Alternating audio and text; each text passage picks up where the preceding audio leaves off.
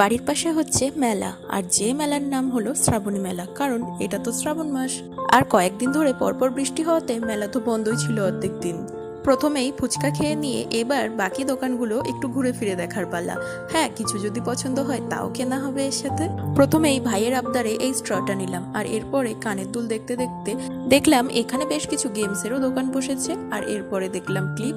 দেখুন, এখানে তো জামা কাপড়েরও দোকান এসেছে। তার পাশাপাশি বাচ্চাদের জন্য বই খাতাও আছে। এখানে আছে চিরুনি, যেটা মামুনি আর মাসিমা নিচ্ছিল। আর আমার তো পছন্দ ক্লিপ, তো আমি পছন্দ মতো ক্লিপ নিয়ে নিয়েছি। এক জোড়া কানের দুলও নিয়েছি। তারপরে এই সফট টয়গুলো দেখতে দেখতে এগিয়ে গেলাম।